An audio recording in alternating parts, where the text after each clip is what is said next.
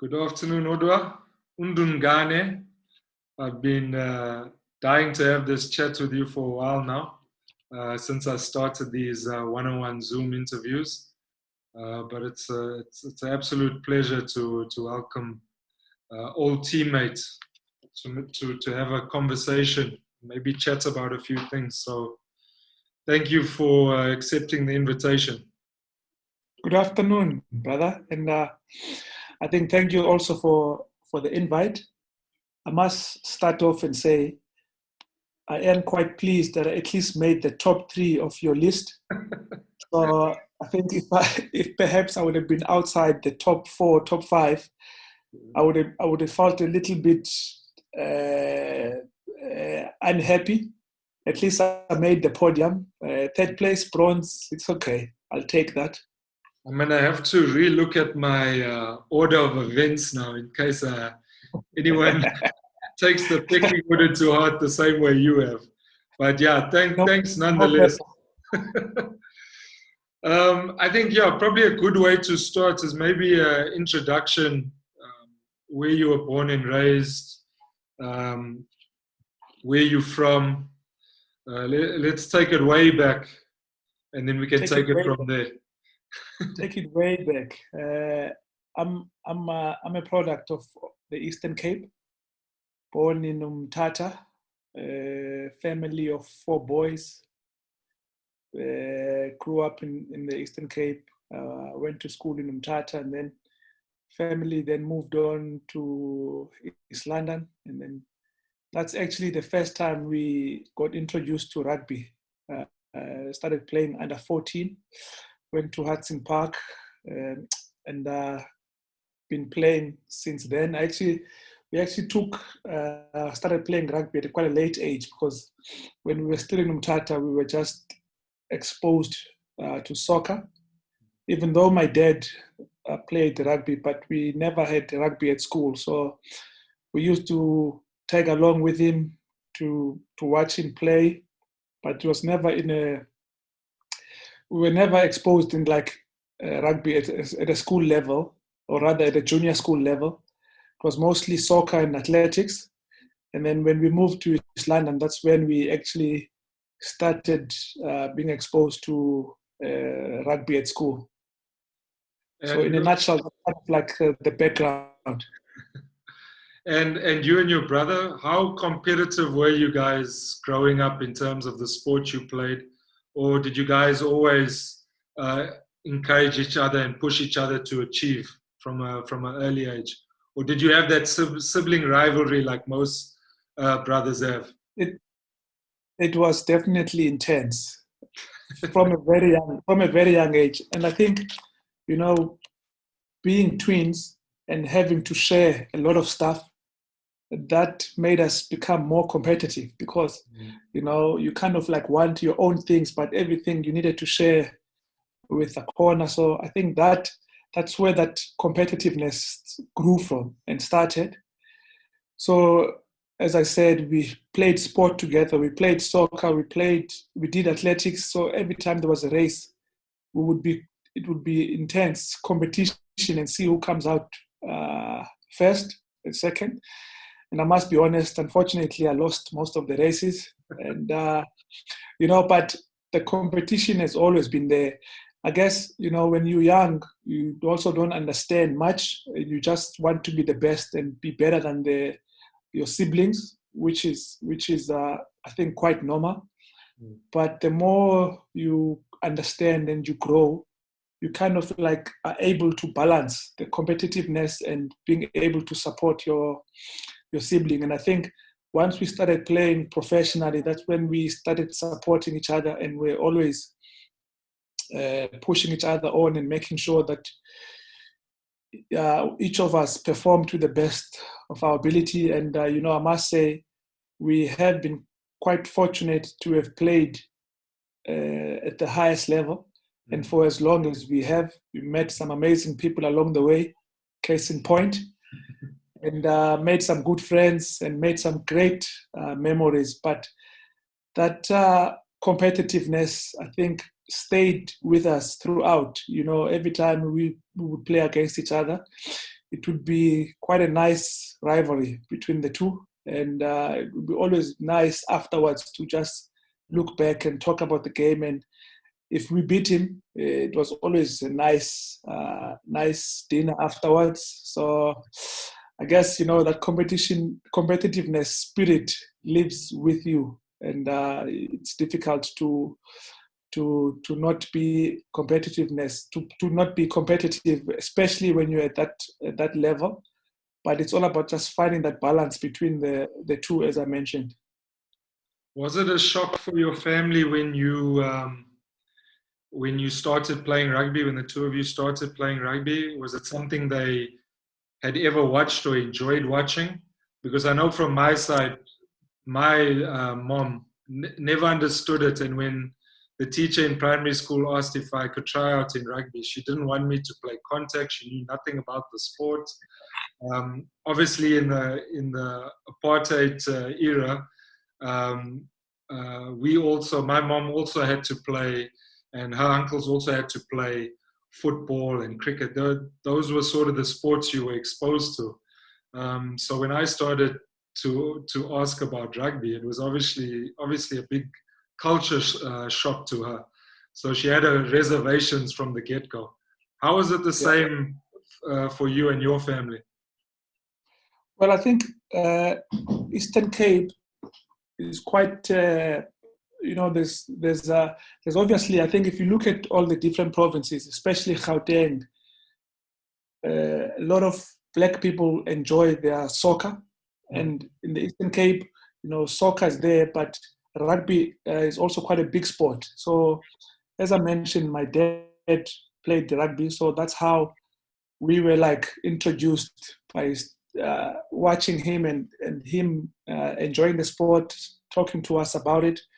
So when we then went to Hudson Park and started playing, so I guess, it was more or less like a natural progression. And because we've always been exposed to it, but we're not in an environment that offered the sport. So Hudson Park did offer the sport. So we took it on, and we still also played soccer, but I guess because of my dad and our uncles who played rugby, so it was more or less kind of something that they knew, or rather didn't mind us playing the sport. But I'm not sure if they thought we would go as far as we did when we started playing, but I'm sure they were very proud nonetheless. And obviously, no professional sportsman just arrives 19, 20 and he's ready for his professional career. Who in your high school career would you say helped you along? I know you spoke about your father and your family being very supportive. Was anyone also in that development in high school that helped you transition before you made the step up to professional rugby? Yeah, I guess it's that whole support structure from the family, starting with my dad and my mother, and always them coming to watch, that gives you that extra boost, and knowing that you can push because your support is there. And I guess also on our side, having my brother also playing, that kind of pushed we pushed each other along, and we were always wanting to get better and keep improving. And it goes without saying, the coaches that helped us throughout the age groups and all the way to first team. So they saw something in us, and they kept encouraging us to keep working hard. And so those, I guess the biggest thing though for us was that whole family support structure that kept us going, because I guess back then it was always difficult to choose sport as a career, because the parents will always say, no, you have to go study, which I totally understand and I'm all for. But, we were very grateful that they gave us the support to focus and pursue rugby as a career. And, everything is a gamble. because you don't know if you're going to make it or not. And when you go study, you know that you're guaranteed to get a degree behind your name, and something that no one can ever take away. But rugby is a big gamble. It's some people make it and some don't. So that for me, their support in allowing us to pursue and follow our dreams. So that was for me quite a huge thing back in those days. Mm. And obviously, once you guys had finished high school, where did you guys go afterwards? What was the next step for you guys when you started your professional careers? So when we finished, we stayed in East London and played for board under 21s, played club rugby there, and then made the under 21 side. And I then was fortunate to get picked at quite at a young age for the senior side.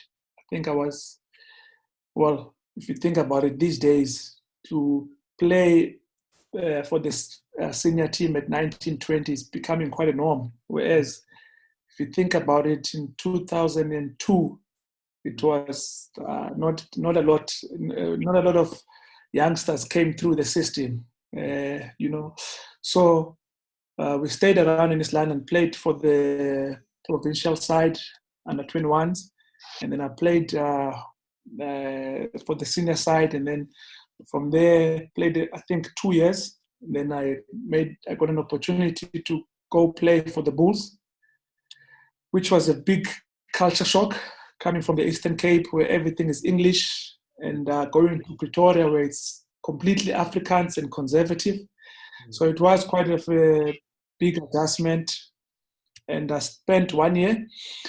But when I was halfway through the year, I got a call from Kevin Part, who said to me he would like me to come join the Sharks. And having been always a fan of the Sharks, I didn't think twice about that opportunity. So I came in 2005, and then I've been here till I retired. No, and obviously it was in my best interest, because I got to kind of start my career at the same time at the Sharks when you eventually arrived. But just one of the things that stood out for me, I try harbor on this fact, especially with my students, is you obviously want a balance between enjoyment. You want to enjoy what you're doing and have fun. But to succeed, to really have a long career at something, you need to be professional, and you have to be detailed in how you prepare. So for me, that was one of the biggest attributes I saw in you when I was at the Sharks.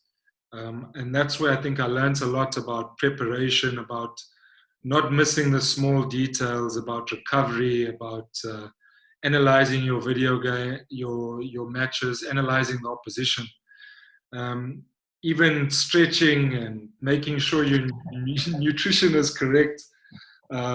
Even on the field, I remember if I didn't give you an accurate pass, you would tell me, Waylon, not good enough. Next time I want it in my hands.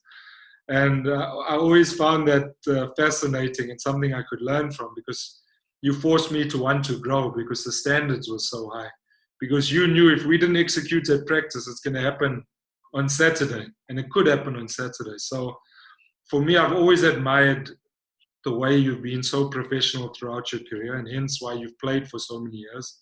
I don't know how many first-class games you've played. Must be well over 300, if I do that, if you count everything. So how did you develop that mindset in your career? I guess it all started when I was growing up.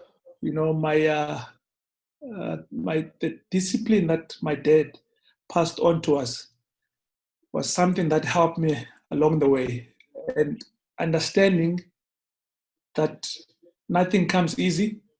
You got to work hard for everything that comes your way, and you know what? You learn along the way, and you learn throughout your career. So when I came to the Sharks in 2005.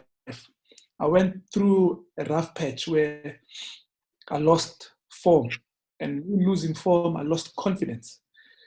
And in anyone's career, be it business, be it sport, be it anything, you go through patches where you come across something that just dents your confidence, and it can have a huge impact on your performance. And that was what I faced. And I had to really look within myself and not give up, because I wanted so much to achieve and I wanted so much to be successful. And that's how I guess I learned to really appreciate what I was doing.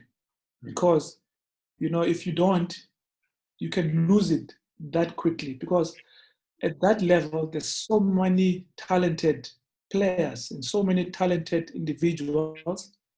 So you have to do something else that sets you apart. And it's not necessarily always the big things that sets you apart. As you mentioned earlier, it's the small detail that you focus on that can be the difference at the end. Nutrition, you talk about stretching, you talk about the mindset. For me, that's the biggest thing.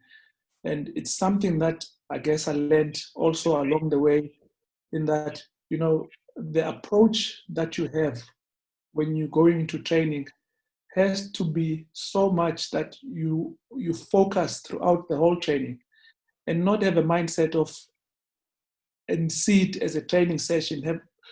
Training, like you said, training session is preparing what you're going to be doing in the game.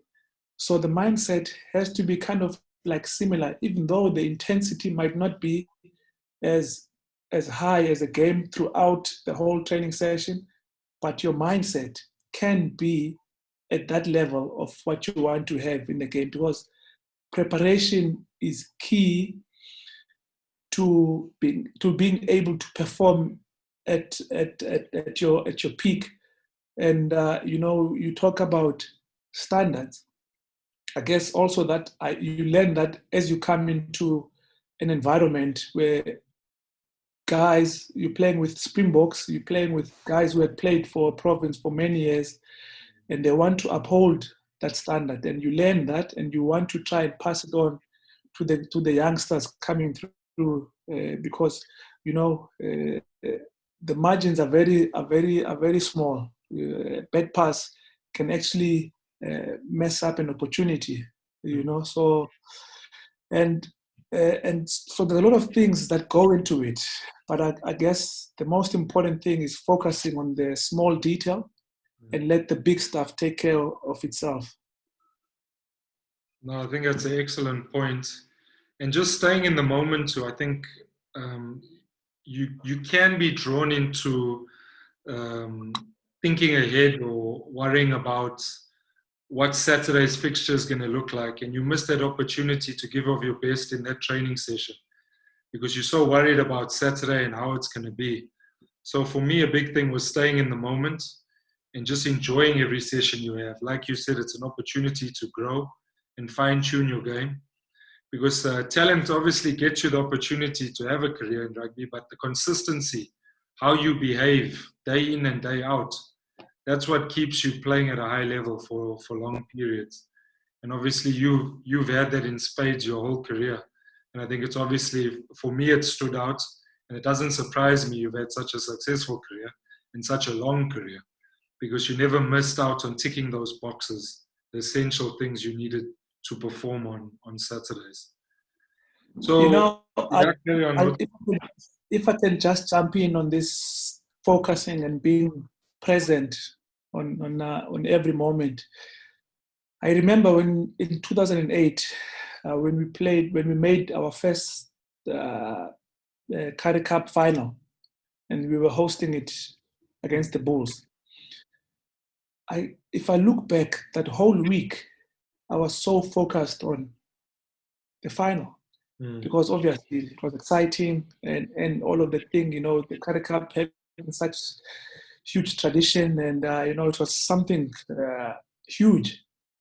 And when I looked back, when I played another final, my focus was enjoying the build-up, because the build-up, you understand, it's there's a lot of things happening, and being present along the way just makes the journey at the end that much more enjoyable, because then you have so many memories and you don't also waste your energy, because if you just focus on Saturday, you waste so much energy by because it comes with a lot of pressures on its own. You feel, and there's a lot of anxiety, there's a lot of emotion that you're going through. So it's important to just stay calm and be present and enjoy the journey along the way. No, I agree with you. And that final game you played for the Sharks, what do you remember in that build up, or when you went out in the tunnel? I think you had your kids with you, if I'm not mistaken. Yeah, you are mistaken. Which one was it where you came out? Yes, it was. It was the what you call it, exhibition game, but it wasn't the final game. Yes, okay. So that was quite emotional, and it's difficult even so long after to put into words, because it's something that you've known for so long, and it's something that you've loved and enjoyed. So the realization of it's about to come to an end, it's very difficult to accept. It takes time, and you try and still focus on the job at hand, because we still had to beat Western Province. So you have a lot of mixed emotions, but it's still quite special nonetheless, especially having my two kids present. I'm not sure how much my Lighty will remember of the day, because he was still quite young. But my girl, she now and again we speak about it, and so it was quite a special moment to share with my family, and I had my friends there. So unfortunately, we lost the game, but nonetheless, it was still quite a special day. Must be quite a lot of emotions. Obviously, you know this day will come when you have to hang up the boots, but you never think. It's always at the back of your mind. It's nothing that sticks in your mind daily. So when that day comes, I suppose you can't really prepare yourself, because I'm sure you can remember from the first time you made your professional debut. It felt like yesterday. So I'm sure. Look, you always have to have that gratitude. That you were given this opportunity, because obviously a lot of people haven't been afforded the same opportunities we have. But it does, I know it's a cliche, but it goes by in a blink of an eye. So obviously I can imagine all those emotions. You're not trying to figure them out, you're just trying to enjoy them. It is quite a surreal feeling, because I guess when you playing, you are living your dream. You are doing everything that you as a kid have always dreamt about, and now you are in that moment, and you are playing week in, week out with mates and in front of packed stadiums. And I guess playing sport professionally, I don't think there's any other career that is as fulfilling as that, purely based on the fact that you are playing something that you are passionate about. I guess you can argue the point that you can ask a lot of CEOs that are in business, but as kids, they had sport that they were passionate about, be it golf, be it cycling, be it tennis. If anyone gets given that opportunity, it's like one in a lifetime. One would grab, without thinking twice. So to have been fortunate to have been given that opportunity, it's something we will always treasure. Even 20, 30 years down the line, we will share memories of games that we played, games that we not only won, tough games in New Zealand when it was freezing, hands were cold. So it's something very special, and it's bonds that you create that are unbreakable, really, because of what you guys go through in that environment. Tough preseasons that you go through, tough matches that you lose and you win, and the glory that comes with it. But I guess the most important thing is, while you're in that moment, it's easier now to look back and say that. But while you're in that moment, it's important to always understand that, especially in rugby, that there is a time frame. Some people can have 5 years, some people can have 7, some can have longer. So it's important to have plans in place. And also it's important to stay level-headed, because the one danger is that you can easily think you are bigger than the game. And the last thing that you want is to fall into that trap where you become too arrogant, and a small thing as people coming to ask you for photos or autographs, never take those moments lightly, because as we've established, that time doesn't last forever. And when you're on the other side, and when you don't get that same treatment, you struggle to adjust and understand how to fit in to this new role that you have, especially because you come into the setup at such a young age. So your normal becomes you being on the front page, you being on TV almost every weekend. But that's not normal. You understand?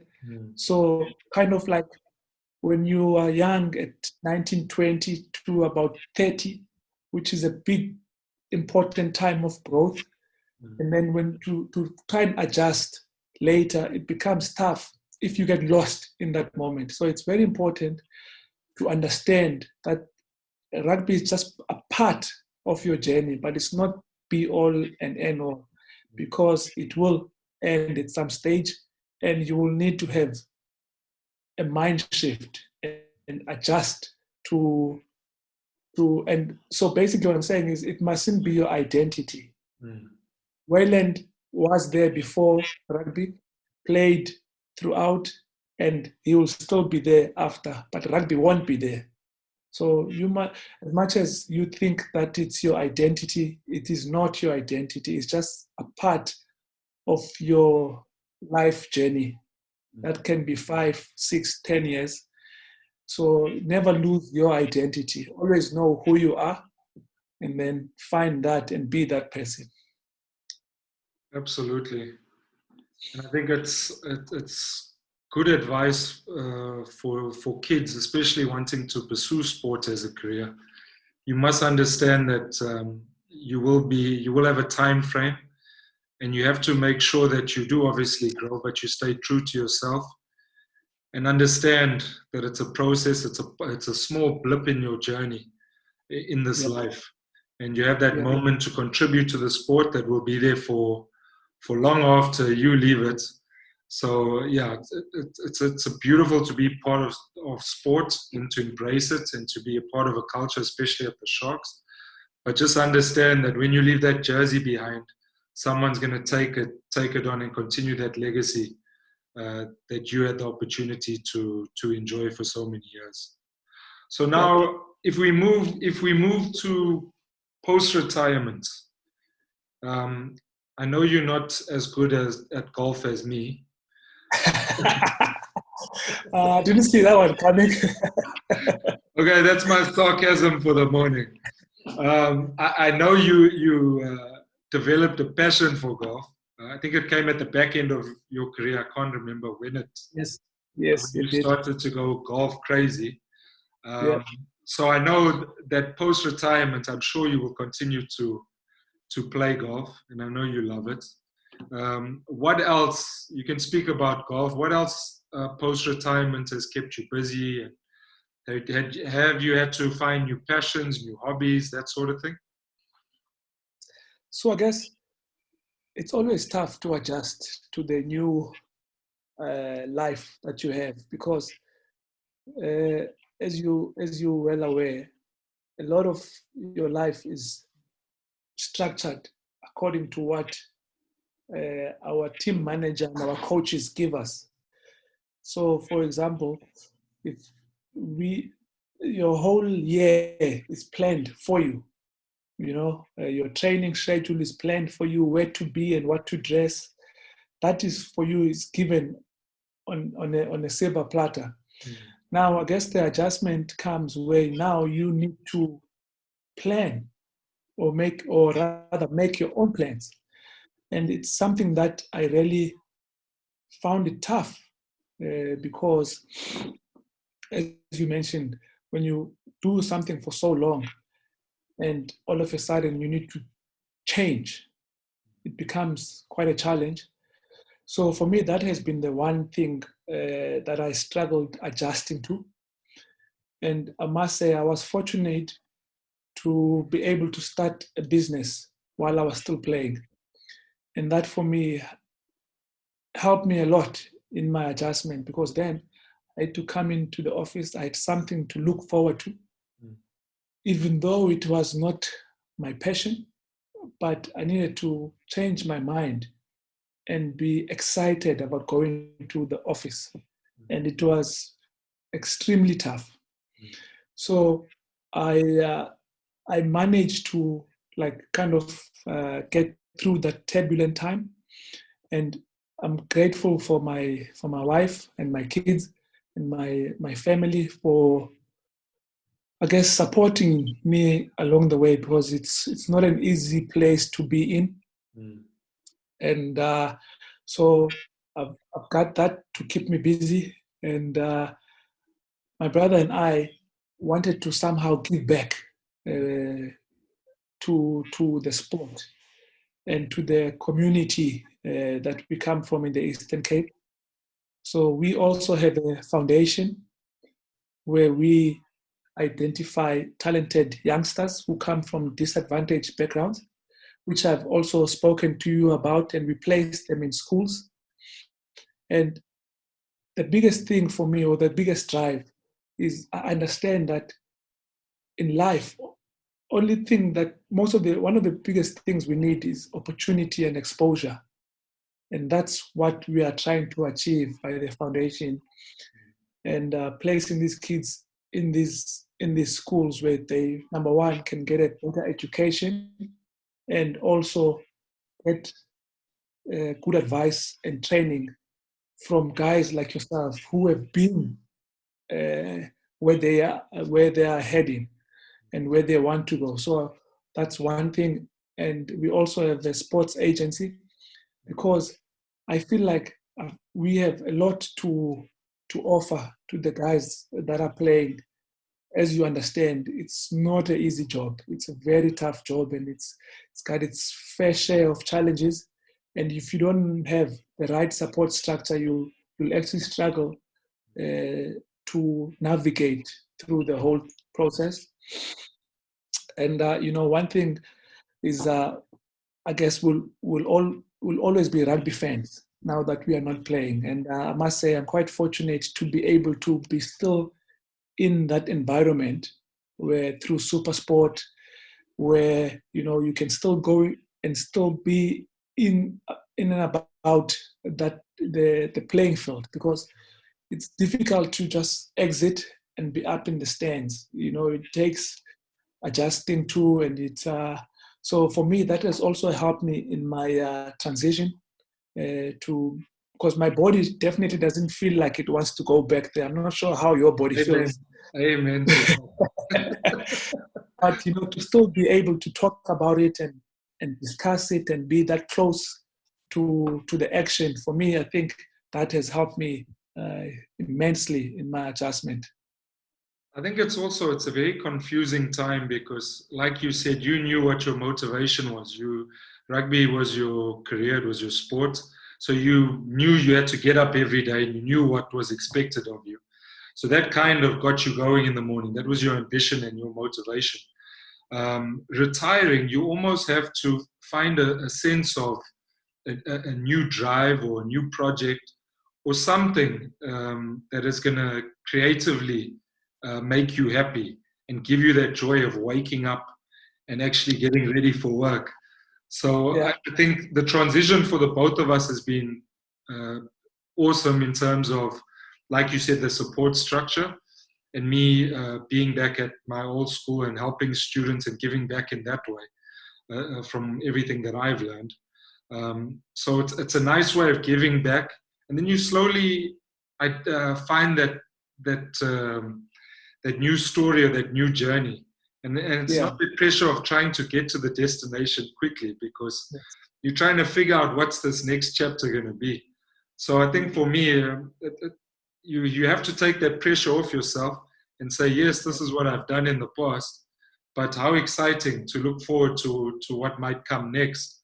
And I think that's a way of building energy because that unknown and meeting new people, and I'm sure you've been exposed to many different people post-rugby.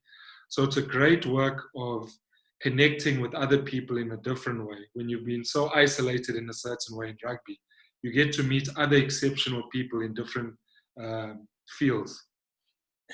Definitely. And I guess it's, in a way, it's like when you're coming through the system, when you're 19, 20, you're so excited by what the future holds. And you want to take in so much information because you still have so much to learn and to grow. So I guess, rugby has taught us so many disciplines that we can carry post our playing days. You speak about the drive that you need to have to be able to play at the top level, the discipline that you need to be consistent. And I guess those are the things that you need to carry you because we are coming into an environment now where we are like under 19s, under 21s, where there are more experienced people around us. And it's important for us to be open-minded and know that we are here to learn and grow. So being coming in with that mindset of I'm here to learn and I'm here to grow and I'm here to enjoy this journey. And that was in the past. Now I have a new opportunity, and let me look forward to that. And I think for me, that has been the thing that has been initially difficult to adopt and to adjust to. But I guess everything takes time, and we all different, and we all adjust at different times. I can safely say now I'm in a place where I'm at peace with myself, and I'm at peace with the retirement because it's not easy, to shut off or to shut out. So it's very important to try, firstly, be open-minded, and that help, I think, fast track the whole process of adjusting. Okay, and then lastly, we both played in the era of the 2007 Springboks that won the World Cup, and obviously the 2019 Springboks that won the World Cup. For me personally, it was interesting to see how different the squads were in terms of, if I can remember vividly, the 2007 squad was a lot of experience. It was just maybe even a slightly older group as well, if I look back on it at the time. And obviously rugby's evolved in the years in between those World Cups. What has been the difference for you between that winning side from 2007 and 2019? Well, if I can just also jump on to your point there, it's a very interesting observation, and it goes with what you've just said. Rugby has evolved so much, where there was only a few guys that were getting an opportunity at a very young age. Yourself came through quite young. I think you made your Springbok debut also very young. JP, the same. And back in those days, there was like 1 or 2 or 3 of those guys getting that opportunity, you know, guys that actually stood out above the rest.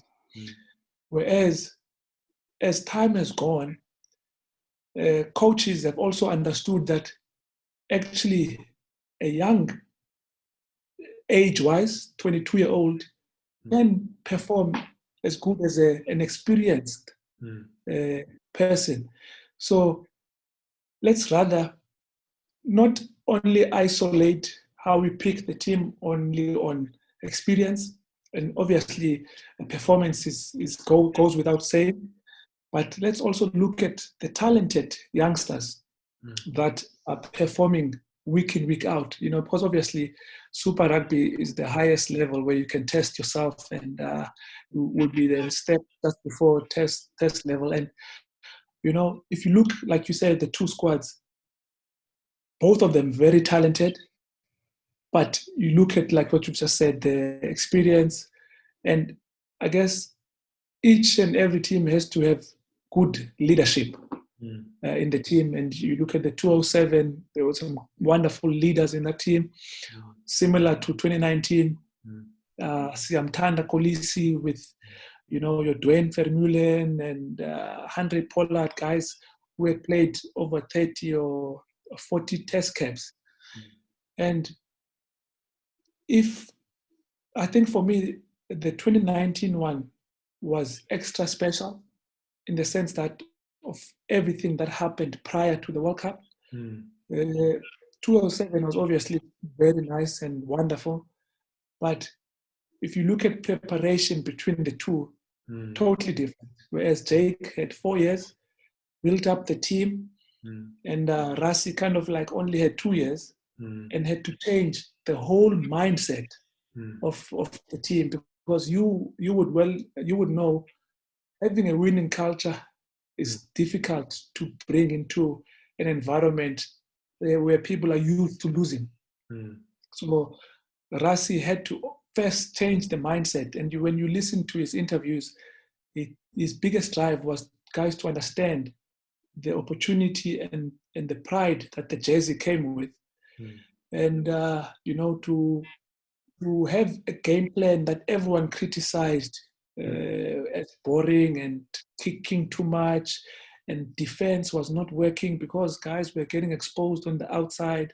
So he had all of these challenges that he had to face, but, you know, he stuck to what he believed, and that was successful, made the team successful, because I guess, you know, everything has to start with the coaches believing in their plan and selling that plan onto the players. And I'm pretty sure if you look at that team that played in 2019 and the one that played in 2007, there's a few guys in 2007 that went on to play over 100 test caps.